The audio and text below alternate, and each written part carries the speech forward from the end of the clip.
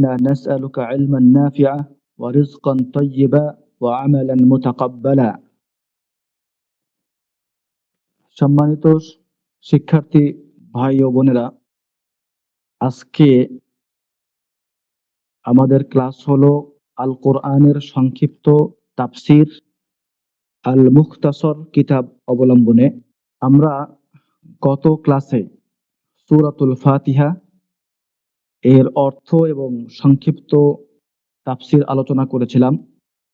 আমরা ধারাবাহিকভাবে যে সমস্ত সূরাগুলো আমরা খুব বেশি পাঠ করে থাকি সালাতে অথবা আমাদের বিভিন্ন সময়কার আমল সমূহে, আমরা যে সূরাগুলো বেশি পাঠ করে থাকি আমরা সেগুলো আগে আমরা আলোচনা করব ইনশাআল্লাহ। সেই ধারাবাহিকতায় আজকে আমরা আলোচনা করব সূরাতুল ইখলাস ওয়া সূরাতুল ফালাক এবং সূরাতুন নাস। আমি এখন আল মুখতাসর কিতাবের এই অংশটুকু স্ক্রিন শেয়ার করছি, আপনারা সবাই দেখতে পাবেন। আমরা আলোচনা করব সূরাতুল ইখলাস, সূরাতুল ফালাক এবং সূরাতুন নাস। এই তিনটি দিনে অনেকবার পড়ে থাকি এবং আমাদের সুন্নাহ এবং নওয়াফিল যে সালাতগুলো আছে সেগুলোতে আমরা এই সূরাগুলোই বেশি পাঠ করে থাকি। প্রত্যেক ফরজ সালাতের পর আমরা এটা একবার করে পাঠ করি, সূরা ইখলাস, সূরা ফালাক এবং সূরা নাস। সকাল সন্ধ্যার দোয়াতে আমরা 3 বার করে পাঠ করি সূরাতুল ইখলাস, ফালাক এবং নাস। এরপর রাত্রে ঘুমানোর পূর্বেও আমরা 3 বার করে এই সূরা পাঠ করে থাকি। তো এতে করে বোঝা যায় যে এই 3টি সূরা অত্যন্ত গুরুত্বপূর্ণ এবং অত্যন্ত অর্থবহ। তো আমরা সূরাতুল ইখলাস থেকে শুরু করব। এই সূরাটি মাক্কিয়া অর্থাৎ মক্কায় অবতীর্ণ সূরা। আমরা জানি যে সমস্ত সূরাগুলো হিজরতের পূর্বে অবতীর্ণ হয়েছে সেগুলোকে মাক্কি সূরা বলা হয়, এবং রাসূলুল্লাহ সাল্লাল্লাহু আলাইহি ওয়াসাল্লামের হিজরতের পরে যে সূরাগুলো নাজিল হয়েছে সেগুলোকে মাদানী সূরা বলা হয়। সূরাতুল ইখলাস এটা হচ্ছে মাক্কি সূরা। এই সূরার সারাংশ কি, এই সূরার উদ্দেশ্য কি, মিন মাকাসিদিস সূরা, এই সূরার মাকসাদটা কি? সেটা হচ্ছে আল্লাহর একত্ববাদকে এবং তার পূর্ণতাকে, আল্লাহর একত্ববাদ, আল্লাহ যে এক, এবং তার পূর্ণতাকে এবং তার উলুহিয়াকে সাব্যস্ত করা, প্রতিষ্ঠা করা, এবং তাকে পিতা মাতা এবং তার সমকক্ষ কোনো কিছু থেকে পবিত্র করাই হচ্ছে এই সূরার উদ্দেশ্য। তাফাররুদ আল্লাহু বিল উলুহিয়াতি ওয়াল কামালি ওয়া তানাজ্জুহুহু আনিল ওয়ালাদ ওয়াল ওয়ালিদ ওয়ান নাজির।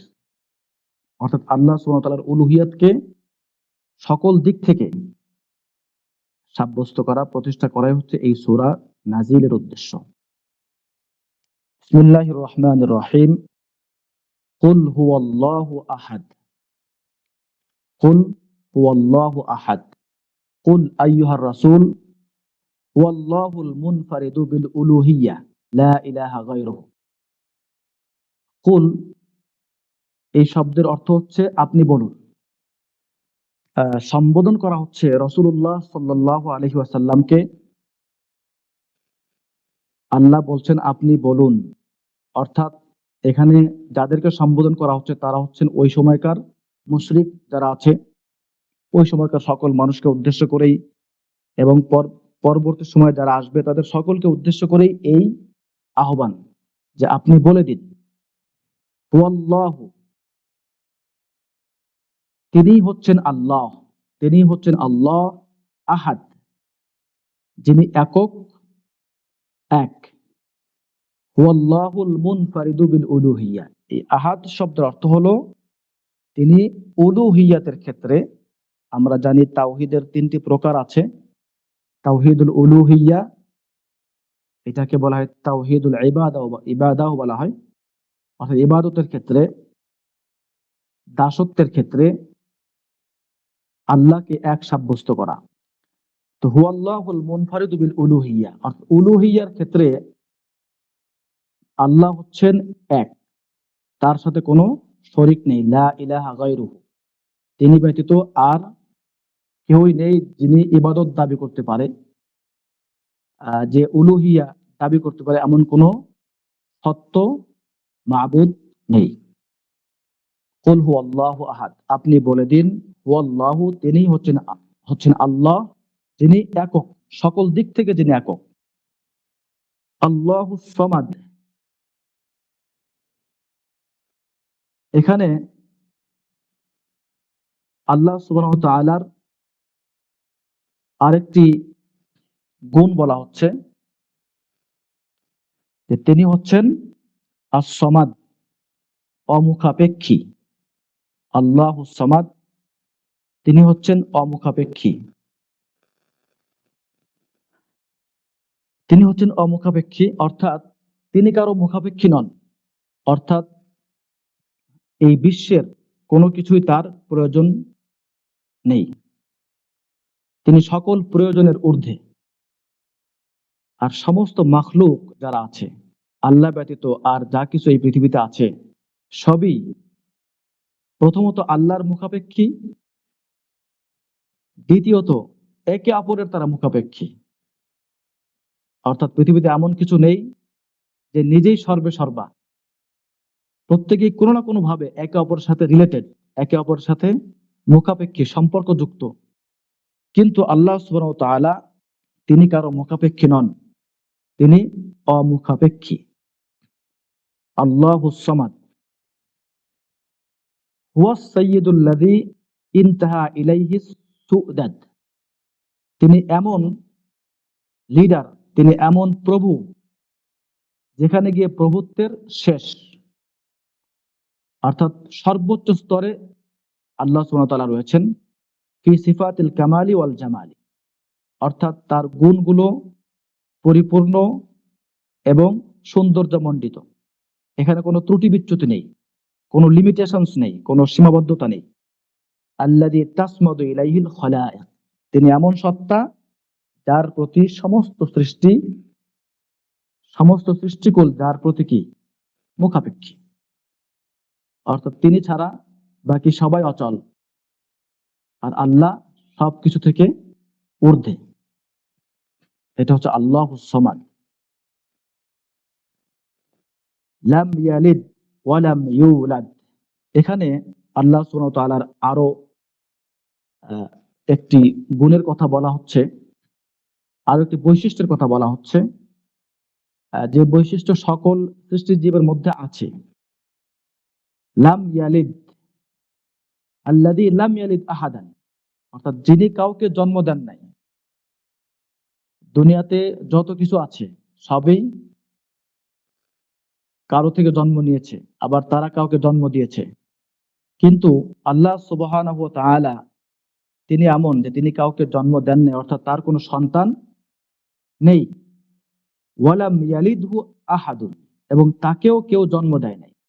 অর্থাৎ না তিনি কারো পিতা, না তার কোনো পিতা আছে। ফালা ওয়ালাদা লাহু সুবহানাহু ওয়ালা ওয়ালিদ, অর্থাৎ না তিনি কারো পিতা, আর না তার কোনো পিতা আছে। সুবহানাহু ওয়া তাআলা, এই সমস্ত কিছু থেকে তিনি ঊর্ধ্বে। আল্লাযী, আচ্ছা, এরপর হচ্ছে ওয়ালাম ইয়াকুল লাহু কুফুয়ান আহাদ। ওয়ালাম ইয়াকুল লাহু কুফুয়ান আহাদ, অর্থাৎ তার সমকক্ষ কেউই নেই। ওয়ালাম ইয়াকুল লাহু, এমন কোন সৃষ্টি নেই যে তার সমান হতে পারে বা তার সাথে তুলনীয় হতে পারে। ওয়ালাম ইয়াকুল লাহু কুফুয়ান আহাদ, তার সাথে কোনো সাদৃশ্য নেই, তার মতো কেউ নেই।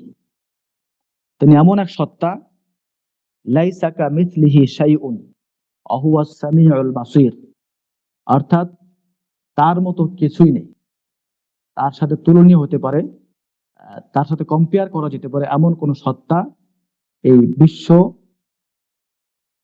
জুড়ে নেই। এটাই বলা হচ্ছে ওয়ালাম ইয়াকুল্লাহু কুফুয়ান আহাদ। তাহলে আমরা বুঝতে পারলাম যে এই সূরাতে আল্লাহ সুবহানাহু ওয়া তাআলার পরিচয় বর্ণনা করা হয়েছে। এই সূরাতে আল্লাহ সুবহানাহু ওয়া তাআলার পরিচয় আল্লাহ নিজেই বর্ণনা করেছেন অত্যন্ত সুন্দরভাবে এবং অত্যন্ত সংক্ষিপ্তভাবে। সংক্ষেপে আমরা আবার জেনে নেই, কুল হুয়াল্লাহু আহাদ, বলুন তিনি হচ্ছেন আল্লাহ যিনি একক, আল্লাহুস সামাদ, তিনি অমুখাপেক্ষী, তার কোনো সমকক্ষ নেই, লাম ইয়ালিদ ওয়া লাম ইউলাদ, তিনি কাউকে জন্ম দেন নাই এবং তিনি জন্ম নেনও নাই, ওয়া লাম ইয়াকুল লাহু কুফুয়ান আহাদ, এবং তার সমকক্ষ, তার সাথে সাদৃশ্য করা যায় এমন কোনো অস্তিত্ব নেই। তো এই সূরা সম্পর্কে আমরা একটি হাদিস পড়ব। আন উম্মিল মুমিনিন আয়েশা রাদিয়াল্লাহু আনহা, আয়েশা রাদিয়াল্লাহু আনহা থেকে বর্ণিত, আন্নাহা ক্বালাত, তিনি বলেন, আন্না নাবিয়্য সাল্লাল্লাহু আলাইহি ওয়াসাল্লাম বা'আসা রাজুলান আলা সারিয়্যাতি, নবী সাল্লাল্লাহু আলাইহি ওয়াসাল্লাম এক ব্যক্তিকে সারিয়াতে পাঠালেন। সারিয়া বলা হয় ছোট্ট কোন গ্রুপকে কোন সামরিক অভিযানে পাঠানো। তো রাসূলুল্লাহ সাল্লাল্লাহু আলাইহি ওয়াসাল্লাম যে সমস্ত ছোট ছোট গ্রুপ, ছোট ছোট দলকে বিশেষ কোন সামরিক অভিযানে পাঠাতেন সেগুলোকে সারিয়া বলা হয়। ওয়া কানা ইয়াকরাউ লিআসহাবিহি ফি সালাতিহিম, তিনি পাঠ করতেন তার সঙ্গীদেরকে নিয়ে সালাতে কুল হুয়াল্লাহু আহাদ। তিনি শুধুমাত্র এই কুল হুয়াল্লাহু আহাদ এইটাই, অর্থাৎ সূরাতুল ইখলাস পাঠ করতেন। অর্থাৎ তিনি প্রত্যেক সালাতেই শুধু সূরাতুল ইখলাস পাঠ করতেন সালাতে, সাহাবীদেরকে নিয়ে, তার সঙ্গীদেরকে নিয়ে। ফালাম্মা রাজাউ যাকারু যালিকা লিন-নাবিয়্যি সাল্লাল্লাহু আলাইহি ওয়াসাল্লাম, তারা যখন ফিরে আসলো সারিয়া থেকে, অভিযান থেকে তারা যখন ফিরে আসলেন, তখন ফাকালা, তখন তারা এই বিষয়টাকে রাসূলুল্লাহ সাল্লাল্লাহু আলাইহি ওয়াসাল্লামের কাছে উল্লেখ করলেন যে আমাদের যিনি লিডার, তিনি তো আমাদেরকে নিয়ে সালাত করেছেন এবং তিনি শুধুমাত্র সূরা ইখলাস পাঠ করেন। মানে এটা এমন ভাবে তারা বলছেন যে মানে বিষয়টাকে তারা একটু ছোট করে দেখছেন যে এটা শুধুমাত্র এত ছোট একটা সূরা উনি পাঠ করছেন, আর আর কোনো কিছু পাঠ করেন নাই। ফাকালা, তিনি বললেন, রাসূলুল্লাহ সাল্লাল্লাহু আলাইহি ওয়াসাল্লাম বলেন, সালুহু লিআইয়ি শাইইন ইউসলাউ ইউসলাউ যালিক, ইউসনাউ যালিক, যে তাকে জিজ্ঞেস করো যে সে এটা কেন করছে।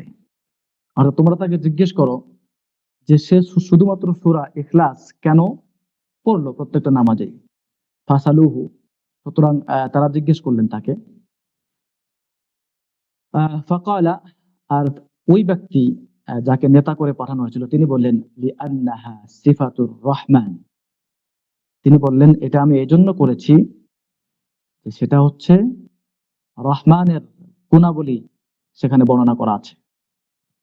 ওয়া আনা উহিব্বু আন আকরা বিহা, এবং আমি, আমার ভালো লাগে এটা, আমি ভালোবাসি যে আমি এটা দিয়ে সালাত পড়ব। এই সূরাটা পড়াকে আমি ভালোবাসি, আমার ভালো লাগে। যে কারণ কি?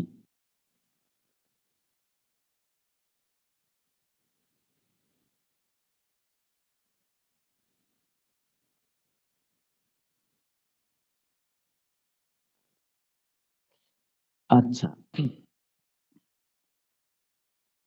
তাহলে উনি কি বললেন যে আমি সেটাকে ভালোবাসি, পড়তে ভালোবাসি। ফাকালা নবিয়্যু সাল্লাল্লাহু আলাইহি ওয়াসাল্লাম, নবী সাল্লাল্লাহু আলাইহি ওয়াসাল্লাম বললেন, আখবিরুহু আন্নাল্লাহা ইউহিব্বুহু,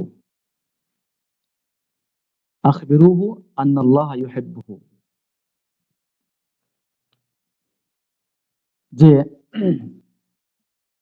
তোমরা তাকে জানিয়ে দাও যে সে যেমন এই সূরাটা পড়তে ভালোবাসে, আল্লাহ সুবহানাহু ওয়া তাআলাও তাকে ভালোবাসেন। সুবহানাল্লাহ। এইটা হলো সূরাতুল ইখলাস।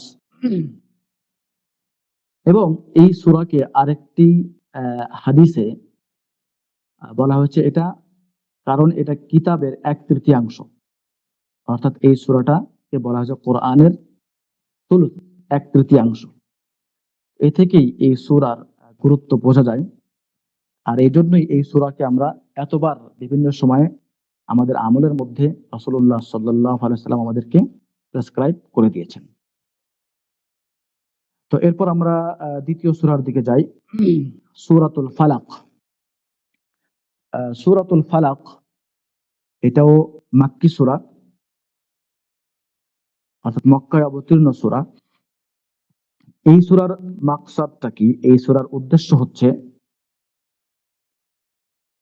আল হাসু আলাল ই'তিসামি বিল্লাহি মিনাশ শুরুর, অর্থাৎ আহ, বিভিন্ন প্রকার ক্ষতি থেকে, অনিষ্ট থেকে আল্লাহর কাছে আশ্রয় চাওয়ার প্রতি উৎসাহিত করা।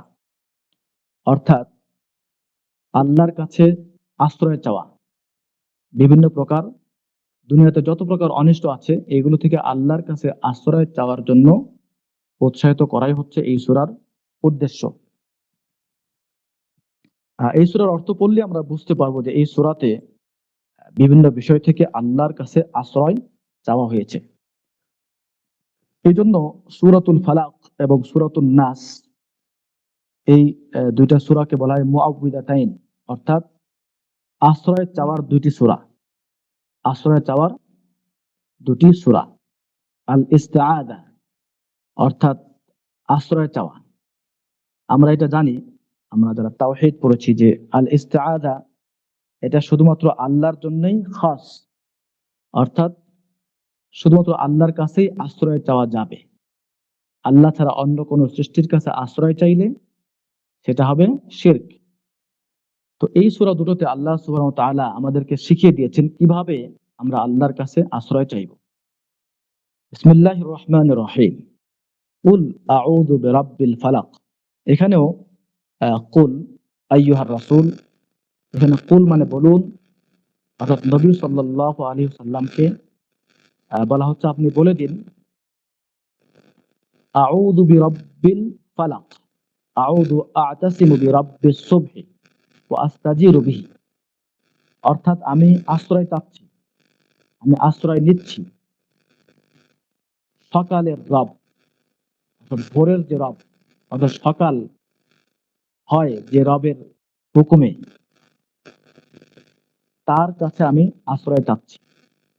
কুল আউযু বিরাব্বিল ফালাক, অর্থাৎ আপনি বলে দিন যে তোমরা এইভাবে আশ্রয় চাও, আমি আশ্রয় চাচ্ছি বিরাব্বিল ফালাক, সুবহ অর্থাৎ প্রভাতের যিনি রব, প্রভাতের যিনি মালিক, প্রভাতের যিনি পরিচালক, তার কাছে আমি আশ্রয় চাচ্ছি। মিন শাররি মা খালাক, মিন শাররি মা খালাক, অর্থাৎ মিন শাররি মা ইউযি মিনাল মাখলুকাত, অর্থাৎ আল্লাহর যে সৃষ্টিকুল আছে, এই সৃষ্টিকুলের মধ্যে যেগুলো অনিষ্টকর, অর্থাৎ সৃষ্টিকুলের ক্ষতি থেকে, তার মাখলুকাতের ক্ষতি থেকে, তার মাখলুকাত যে সমস্ত কষ্টগুলো নিয়ে আসে, যে সমস্ত সমস্যাগুলো নিয়ে আসে, সেগুলোর ক্ষতি থেকে, অনিষ্ট থেকে আশ্রয় চাচ্ছি। মিন শাররি মা খালাক, অর্থাৎ আল্লাহর যত সৃষ্টি আছে এই সৃষ্টি থেকে যত প্রকার ক্ষতি অনিষ্ট হতে পারে বা থাকতে পারে, এই সমস্ত প্রকার ক্ষতি থেকেই আমরা আল্লাহর কাছেই আশ্রয় চাচ্ছি। ওয়া মিন শাররি গাসিকিন ইযা ওয়াকাব, এবং গাসিকিন ইযা ওয়াকাব, রাত্রি যখন অন্ধকার হয়।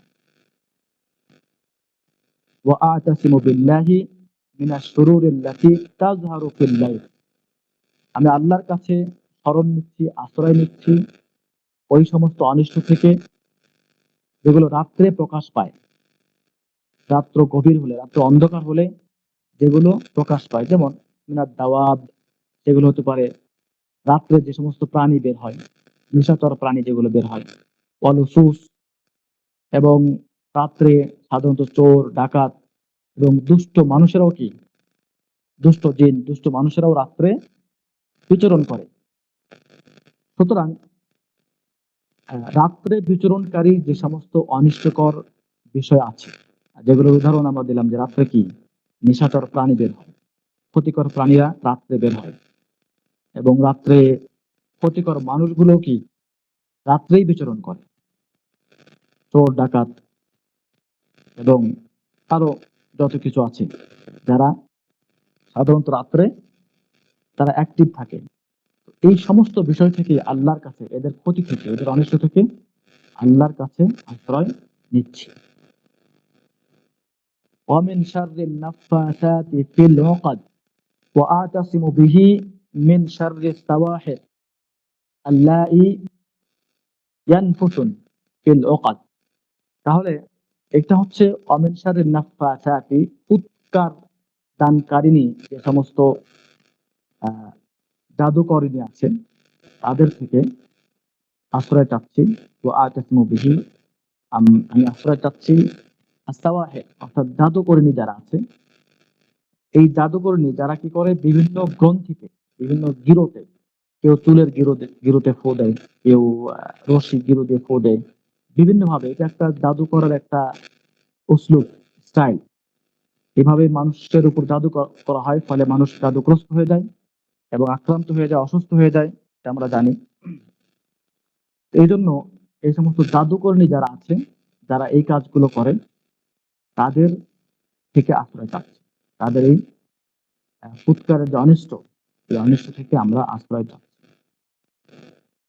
ومن شر حاسد إذا حسد وأعتصم به من شر حاسد إذا عمل بما يدفعه إليه الحسد।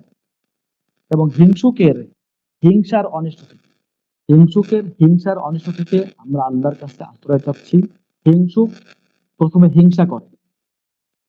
হিংসা হচ্ছে কারো কাছে যদি আল্লাহর কোনো নিয়ামত এসে যায়, কেউ যদি কোনো ভালো অবস্থা, কোনো বরকত নিয়ামত আল্লাহর থেকে পায়, তাহলে সেটা দেখে কষ্ট পাওয়া, সেটাকে অপছন্দ করা, এটা হচ্ছে হিংসা। অর্থাৎ অন্যের কাছে কোনো নিয়ামত আসুক, অন্য কোনো ভালো অবস্থায় থাকুক, এটাকে দেখতে না পারা, এটাকে বলা হয় হিংসা। আর এই হিংসাটা প্রথমে অপছন্দ থেকে শুরু হয়, এরপর এটা এটা ওই নিয়ামতটাকে নষ্ট করার জন্য প্রচেষ্টাতে রূপ নেয়।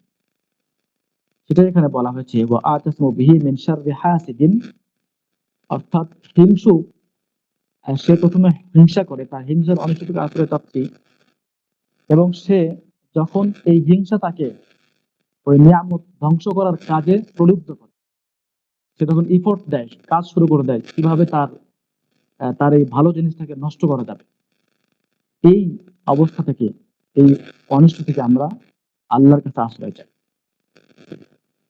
তো সুবহানাল্লাহ, এখানে আমরা দেখতে পেলাম যে এই সূরাতে প্রায় সমস্ত ক্ষতি থেকেই, যত প্রকার ক্ষতি বিদ্যমান আছে দুনিয়াতে, এই সমস্ত ক্ষতি থেকে আল্লাহর কাছে আশ্রয় চাওয়ার জন্য আল্লাহ সুবহানাহু ওয়া তাআলা আমাদেরকে শিক্ষা দিয়েছে। এজন্য যারা সকাল সন্ধ্যা প্রত্যেক ফরজ সালাতের পর ঘুমানোর পূর্বে এই সূরাগুলো আমল করবে, তারা সাধারণত আল্লাহর ইচ্ছায় সমস্ত অনিষ্ট থেকে, সমস্ত বিপদ মুসিবত থেকে নিরাপদ থাকে। তো আমরা আরেকবার এক কথায় এই সূরাটি অনুবাদ করে যাই, অর্থ জেনে নিই।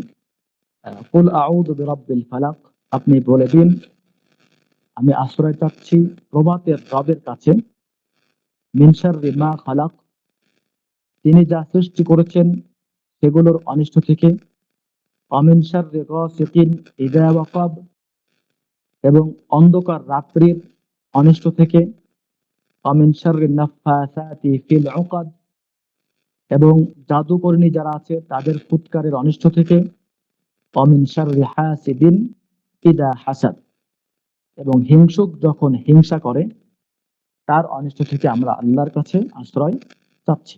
এটা হলো সূরাতুল ফালাক। এরপর মুআব্বিদাতাইন, আশ্রয় চাওয়ার দুটি সূরা আমরা বলেছিলাম।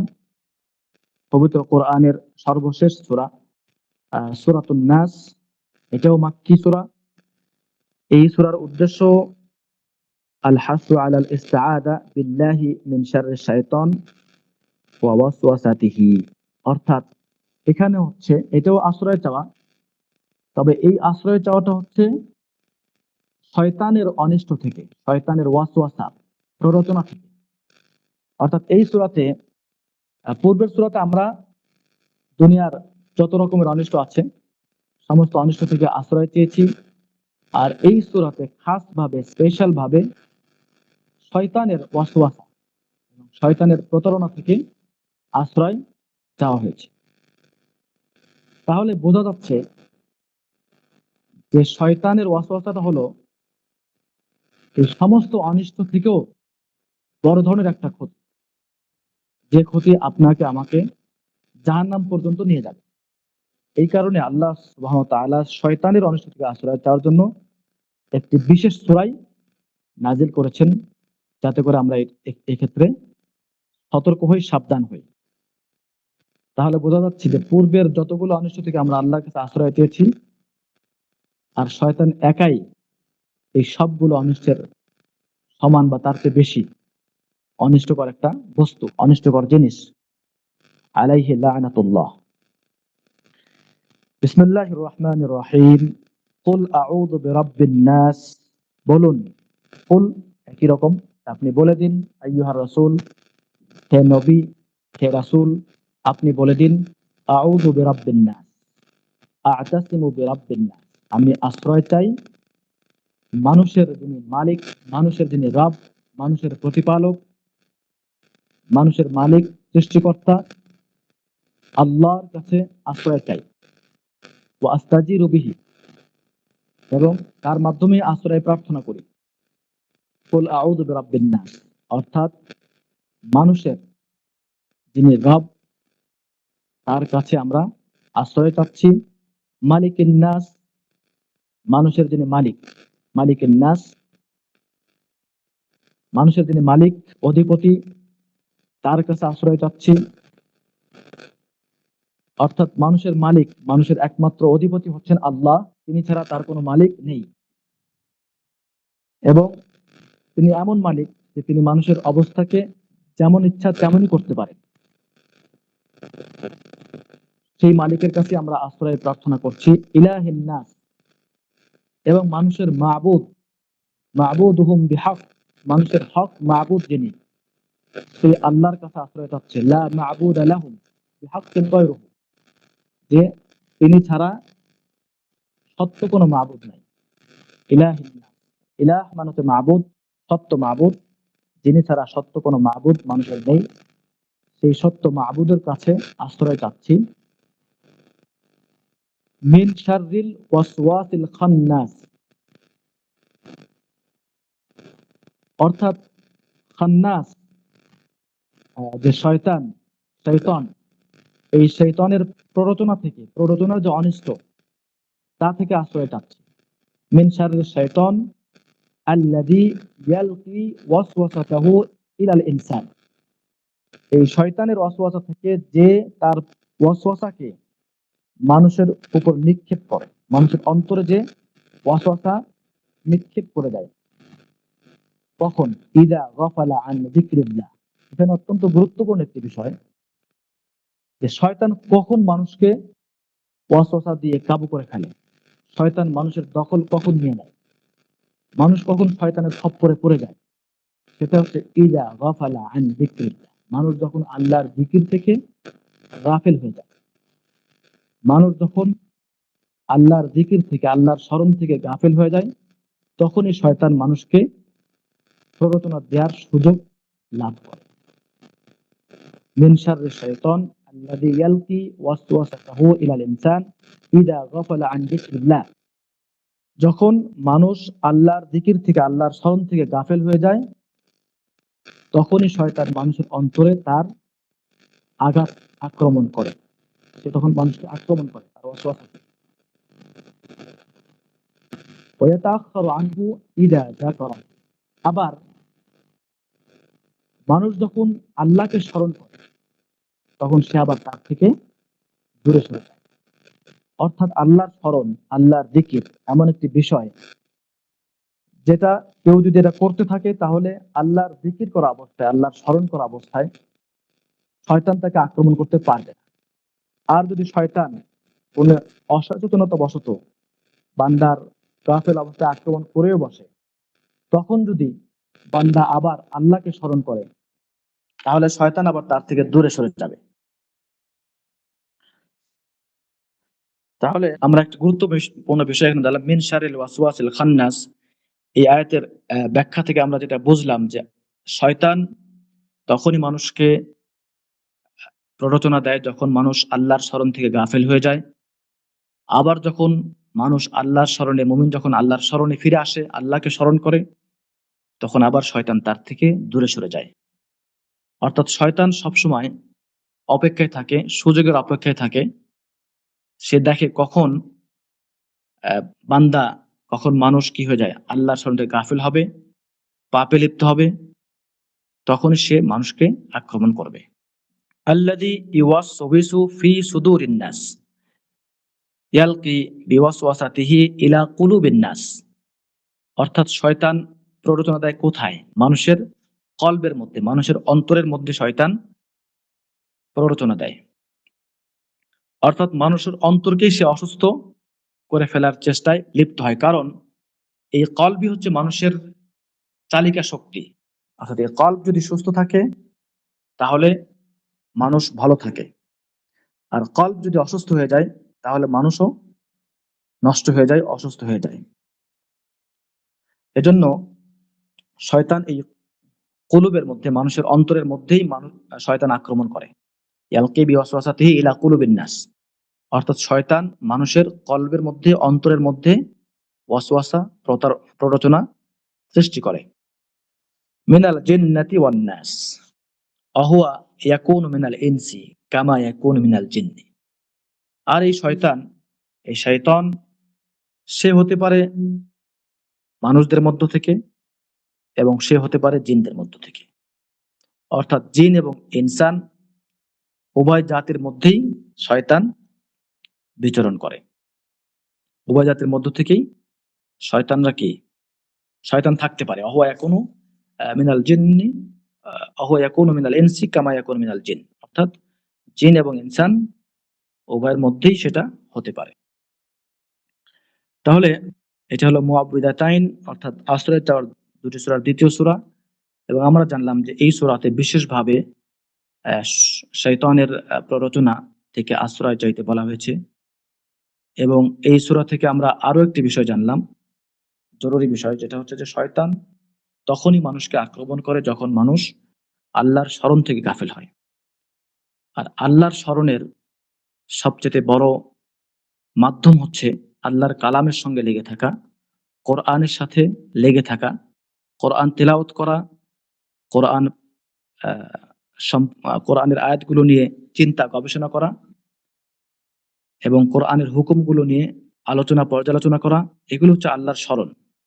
সালাত আদায় করা এবং বিভিন্ন সময়ের যে জিকিরগুলো আছে, মাসনুন, সুন্নাহ যে জিকিরগুলো আছে সেগুলো করা। এগুলোর মাধ্যমে সব সময়, অর্থাৎ নিজের অন্তরের মধ্যে আল্লাহর যে স্মরণ, এটাকে সবসময় জিয়ে রাখা।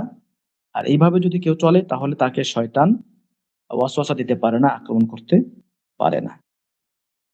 তো আজকে আমরা এই তিনটি সূরায় আলোচনা করলাম। আমরা এই সূরাগুলো বারবার পড়ব, অর্থগুলোকে ভালোভাবে আয়ত্ত করব, মুখস্থ করে নিব। কারণ আমরা যদি শুধু আলোচনা করি কিন্তু সেগুলো যদি সংরক্ষণ না করি, যেমন আমরা যেটা আমাদের শেখদের থেকে একটা কথা বারবারই শুনে থাকি যে আল ইলম আউয়ালুল ইলম হচ্ছে আন-নিয়্যা, যে ইলমের শুরুটা হচ্ছে কি ইখলাসুন নিয়্যা, অর্থাৎ সঠিক নিয়ত করা, সংকল্প করা, আল্লাহর জন্য করা আর কি। যেটা যে আমরা এই যে ক্লাস করতেছি, আমরা পড়াশোনা করতেছি, সময় দিচ্ছি এখানে, এটা কেন করতেছি? এটা এই জন্য করতেছি যে আল্লাহ সন্তুষ্ট হবেন, আর আমরা আমাদের থেকে জাহালাত দূর করব এবং অন্যদের থেকেও জাহালাত দূর করার জন্য আমরা ইলম অর্জন করছি এইভাবে সহিহ সঠিক নিয়াত করা। সুম্মা ইস্তামি', অর্থাৎ এরপরে কি নিয়ত করার পর আপনাকে শুনতে হবে। এই যে আমরা লেকচার শুনতেছি, অনেক সময় আমরা বই পড়ি, সেটা এক প্রকার শোনা।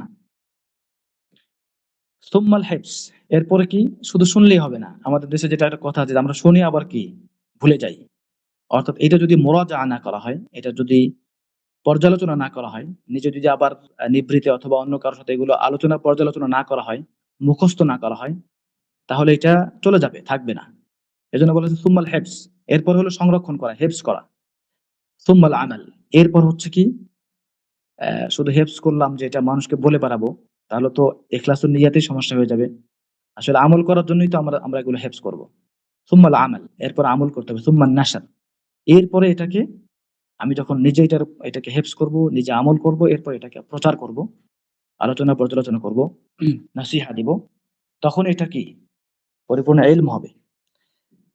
তো ঠিক আছে, আমরা আজকে এ পর্যন্তই আমাদের ক্লাস হবে। তো আমরা এখন প্রশ্নোত্তর নিব ইনশাআল্লাহ। যদি কারো কোনো প্রশ্ন থাকে তো আমরা এখানে করতে পারি।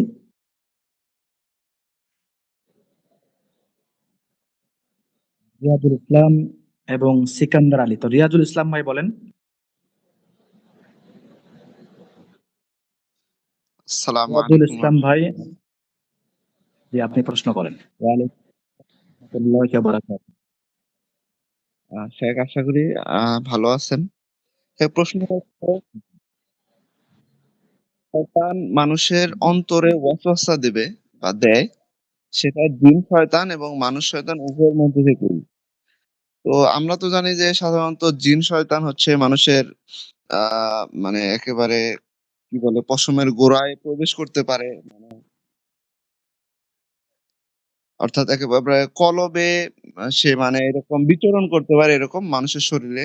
কিন্তু আহ ইন ইনসান মানে মানুষ কিভাবে কুমন্ত্রণা দিবে অন্তরে গিয়ে, মানে এই বিষয়টা একটু যদি বলতেন।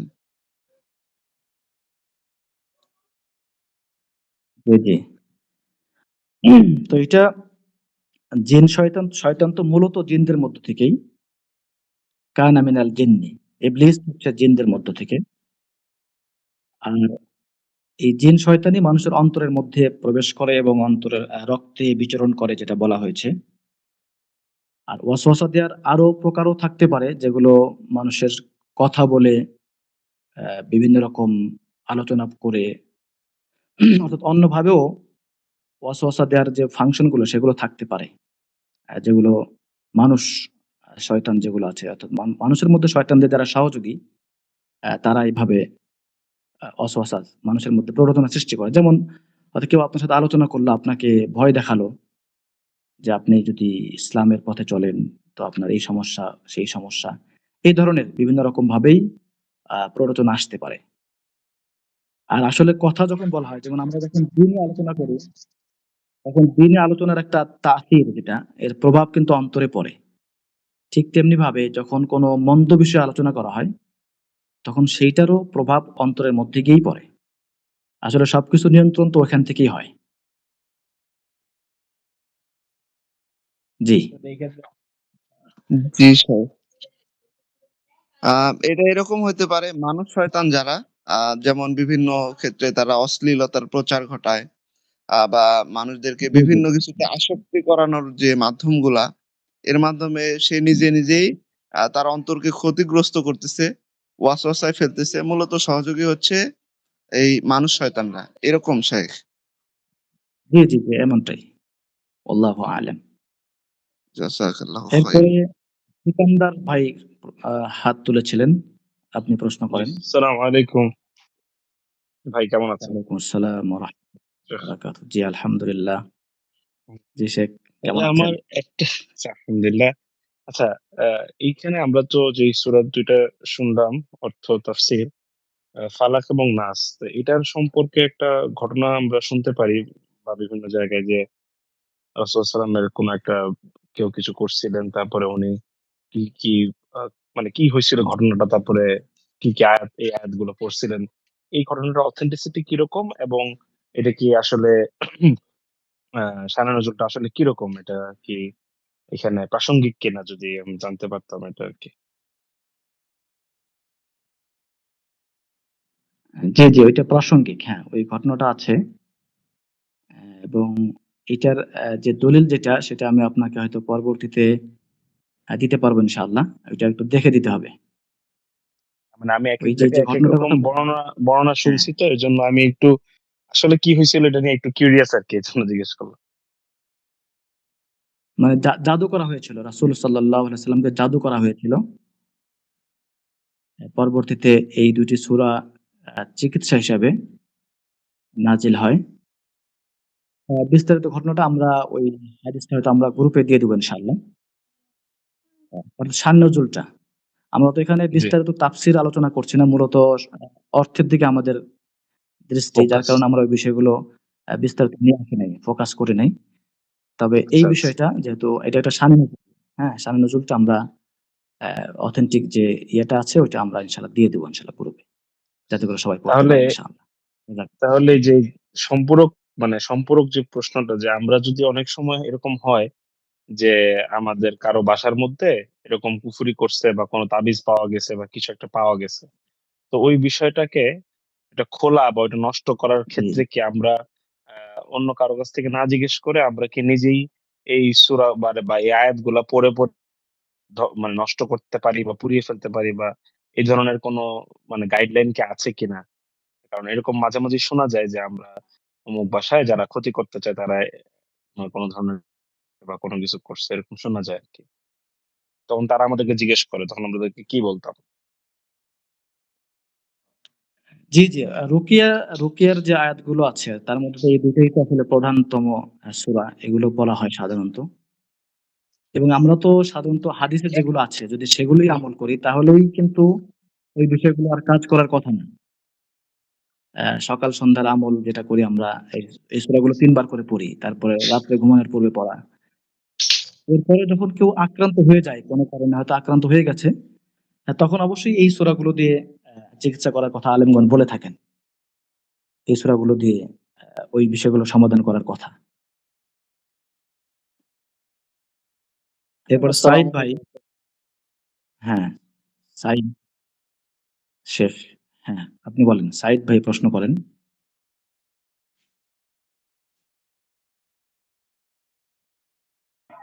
আপনি কি আসসালামু আলাইকুম।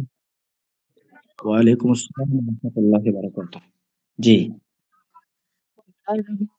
সূরা ইখলাস এটা ওয়ার্থের দিক দিয়ে কি কোরআনের কি এজেন্স ফজিলতের দিক দিয়ে জি, আপনি আবার আপনার কথা শুনতে পাইনি। আপনি একটু আবার বলেন। ইখলাস অর্থের দিক দিয়ে কি কোরআনের এক তৃতীয়াংশ নাকি ফজিলতের দিক দিয়ে মানে ৩ বার বললে খতম কোরআনের সওয়াব এরকম কিছু আছে? ও আচ্ছা, আচ্ছা, আচ্ছা। এটা আলেমগণ বলে থাকেন বিষয়বস্তুর দিক থেকে আরকি। বিষয়বস্তুর দিক থেকে। যেমন কোরআনের আলোচ্য বিষয় হচ্ছে তাওহীদ, রিসালা এবং আখিরাত, তাই না? মূলত এই ৩ টা বিষয়ই কোরআনে আলোচনা করা হয়েছে। তো তাওহীদের পুরো বিষয়টাকে ধারণ করা হচ্ছে সূরাতুল ইখলাস। এই কারণে এই কারণে এইটাকে সুলুক বলা হয় বলে আলেমগণের একটা অংশ এমনটা বলেছেন যে তাওহীদের তাওহীদ চ্যাপ্টারটা হচ্ছে সূরাতুল ইখলাস। সুতরাং এটা কোরআনের ১/৩ বিষয়বস্তুর দিক থেকে। অনেকে এরপরে মনে আবার করে কেউ বলে থাকেন হচ্ছে যে হ্যাঁ, হ্যাঁ। জি, ফজিলতের দিক থেকে ফজিলতের দিক থেকে এটা ১/৩ যে এটা পড়লে ১/৩ পড়ার সওয়াব পাওয়া যাবে। ঠিক আছে?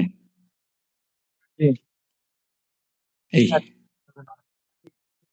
তারপরে হাত উঠিয়েছেন মাহবুবুর ভাই, মাহবুবুর রহমান। আসসালামু আলাইকুম ওস্তাদ, ভালো আছেন? ওয়ালাইকুম আসসালাম ওয়া রাহমাতুল্লাহি ওয়া বারাকাতুহু। জি, আলহামদুলিল্লাহ। কেমন আছেন? আমার প্রশ্নটা হচ্ছে এই যে ৩ বার আমি পাঠ করলাম, হ্যাঁ? সো এখানে জি। অনেক রেফারেন্স এরকম দেখছি যে সূরা ইখলাস পাঠ করলাম এবার তালুতে ফু দিয়ে পুরা বডিতে মাসাজ করা। তো এটার ইয়েটা যদি একটু বলতেন যে কিভাবে আমরা এটা কি এভাবেই করব? নাকি জাস্ট পড়লেই হবে? এটা হচ্ছে রাত্রে ঘুমানোর পূর্বে যে আমলটা আছে, রাত্রে ঘুমানোর পূর্বে যেটা আছে, সেখানে এইভাবে মানে ২ হাতের তালু একত্র করে ফু দিয়ে প্রথমে মাথার দিক থেকে এটাকে মাসাজ করতে বলা হয়েছে, তারপরে নিচের দিকে। এইটা হলো ওই সময়ের জন্য আরকি। শুধু রাত্রে ঘুমানোর পূর্বে। হাদিসে যেমনটা আছে। এছাড়া বাকি সময়গুলোতে না, বাকি সময়গুলোতে এরকমটা নাই। অনেকে আমরা দেখা যাচ্ছে যে সবসময় এটা করে থাকি। মাঝে মাঝে বুকে বুকে ফু দেয়। বুকে ফু দেই কিংবা সকাল সন্ধ্যা যখনই পড়ি তখনই এটা করে থাকি, এরকম না। এইটা হাদিসে যেটা আসছে সেটা হচ্ছে রাত্রের বেলা ঘুমানোর পূর্বে এই কাজটা করা। এই। আচ্ছা। জি, জাযাকাল্লাহু খায়রান। এরপরে মোহাম্মদ ভাই আপনি হাত তুলেছিলেন। মোহাম্মদ ভাই। আসসালামু আলাইকুম। ওয়ালাইকুম আসসালাম ওয়া রাহমাতুল্লাহি ওয়া বারাকাতুহু। শেখ, আমার প্রশ্ন ছিল এখানে কল আউযু বিরাব্বিন নাস, মালিকিন নাস, ইলাহিন নাস ৩ বার আল্লাহর কাছে সাহায্য চাওয়ার কথা বলা হয়। তো জি, একই কথা ৩ বার বলার কারণ কি? এটা হচ্ছে ফি সাবিলিত তাকিদ বলা হয় এটাকে। যখন আমরা আল্লাহর কুল আউযু বিরাব্বিন নাস, মালিকিন নাস, ইলাহিন নাস, অর্থাৎ এখানে আমরা আল্লাহর গুণাবলীগুলো উল্লেখ করে আল্লাহর কাছে আশ্রয় চাচ্ছি। আর আল্লাহর ৩ টি বিশেষ গুণাবলী এখানে, বিশেষ বৈশিষ্ট্য এখানে উল্লেখ করা হয়েছে। এর মাধ্যমে মূলত এটা হচ্ছে কি আপনার আশ্রয় চাইবো, যে এটা একটা ওই যে আমরা যেটা সূরাতুল ফাতিহাতে ক্লাস করেছিলাম যে আলহামদুলিল্লাহি রাব্বিল আলামিন, আর রহমানির রহিম, মালিকি ইয়াউমিদ্দিন, ইয়্যাকা না'বুদু ওয়া ইয়্যাকা নাস্তাঈন। এরপরে ইহদিনাস সিরাতাল মুস্তাকিম। অর্থাৎ কোন কিছু চাওয়ার পূর্বে আল্লাহর প্রশংসা করা, এটা হচ্ছে একটা উসলুব বলতে পারেন, যে আল্লাহর কাছে প্রার্থনা করার পূর্বে আল্লাহর কাছে আল্লাহর প্রশংসা করা, আল্লাহর গুণাবলী বর্ণনা করা, আল্লাহর কাছে নিজেকে ছোট করা। এটা হচ্ছে প্রার্থনা করার একটা উসলুব, একটা ধরন। এইটা আল্লাহ আমাদেরকে শিক্ষা দিচ্ছেন এখানে। এটা একটা কারণ। আরেকটা বিষয় হচ্ছে যে এটা দ্বারা এটাও বোঝানো হয় যে যেহেতু আল্লাহই আমাদের রব, আল্লাহই আমাদের মালিক, আল্লাহই আমাদের ইলাহ, সুতরাং আশ্রয় শুধুমাত্র তার কাছেই চাইতে হবে। আর তিনি ছাড়া ইস্তেআযা আর কারো জন্যই, কেউ আসলে যোগ্য না। আল্লাহ যেহেতু রব, আল্লাহ যেহেতু মালিক, আল্লাহ যেহেতু মাবুদ, সুতরাং তিনি হচ্ছেন কি আশ্রয় চাওয়ার উপযুক্ত সত্তা। তিনি ছাড়া আর কারো কাছেই আশ্রয় চাওয়ার, অর্থাৎ অন্য কোনো সৃষ্টির এই উপযুক্ততা নাই। এটাও হতে পারে, আল্লাহু আ'লাম। জি। এরপরে আর কে প্রশ্ন হাত তুলেছেন কে আর? শাহেখ, আমি তো একবার বলছিলাম, অনুমতি দিলে আরেকটা প্রশ্ন ছিল। সাইদ শেখ। জি বলেন। আ শাহেখ, বিষয়টা হচ্ছে ওই জাদু যে করে বিভিন্ন তাবিজ কবজ উঠোনের মধ্যে পুঁতে রাখা বা এরকম কিছু। তো আমি মোটামুটি অনেকগুলা এগুলা নষ্ট করছি। জি, জাস্ট খুলে দেখছিলাম যে এর ভিতরে কোনো গাছের বাকল, কোনো পশুর হাড় বা পশম, আবার অনেক সময় দেখা যাচ্ছে যে কাফনের কিছু খুবই সামান্য অংশ টুকরো, আবার মাথার চুল, এরকম অনেক কিছুই দেয়া থাকে ভিতরে। তো এগুলা আমি জাস্ট খুলে ফালায় দিতে বলছি যে ফালায় দেন। বা অনেকের তাবিজেও এগুলা পাইছি। মানে আমি মোটামুটি জীবনে অনেকগুলা তাবিজ খুলছি আরকি। যেগুলা এইসব পাইছি মোটামুটি সাধারণভাবে এমনিতে ফালাইতে বলছি। সেক্ষেত্রে যেহেতু জাদুর থেকে বাঁচার বিষয়ে ২ টা সূরা এখানে আছে। তো এটার আলাদা কোনো মানে আ পদ্ধতি আছে কিনা? সুন্নাহ সম্মত জাদুর কোনো উপকরণ নষ্ট করা বা তাবিজে এরকম কিছু পাইলে? জি, আসলে এখানে জাদুর একটা উসলুব বলা হয়েছে এখানে একটা। সেটা হচ্ছে যে গ্রন্থিতে মানে গেরো দেয় তারা। গেরো দিয়ে গ্রন্থিতে তাদের যা কিছু পড়া দরকার মন্ত্র পড়ে ফুৎকার দেয় আরকি।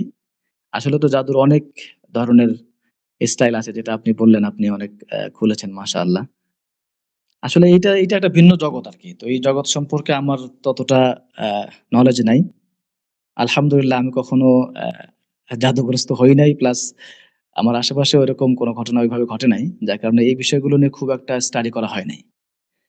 তবে এগুলো নিয়ে যারা বিশেষ স্টাডি করে তারা বলতে পারবে। তো আমরা যেটা বলি যে আমাদের এই সূরা ২ টা আমরা আমল করলে আমাদেরকে জাদু স্পর্শ করবে না ইনশাআল্লাহ। এটা হচ্ছে হাদিস থেকে আমরা যেটা পাই। বাকি এগুলো নিয়ে তো অনেক লেখালেখি আছে। যারা এগুলো নিয়ে কাজ করেন তারা এগুলো ভালো বলতে পারবেন। জি। জি শেখ, শুকরান। আফওয়ান। জি, আর কারো প্রশ্ন আছে? না থাকলে আমরা এখানে শেষ করতে পারি। তো আল্লাহ সুবহানাহু ওয়া তাআলা আমাদেরকে আমরা আজকে যে ৩ টি সূরা পড়লাম সেগুলো ভালোভাবে বোঝার, আয়ত্ত করার এবং আমল করার তৌফিক দান করুন এবং আমাদেরকে এবং আমাদের পরিবার-পরিজনকে এবং সমস্ত মুসলিম ভাই-বোনদেরকে সকল প্রকার অনিষ্ট থেকে, বিপদ মুসিবত থেকে হেফাজত করুন। আল্লাহুম্মা আমিন। সুবহানাকা আল্লাহুম্মা ওয়া বিহামদিকা আশহাদু আল্লা ইলাহা ইল্লা আন্ত আস্তাগফিরুকা ওয়া আতুবু ইলাইক।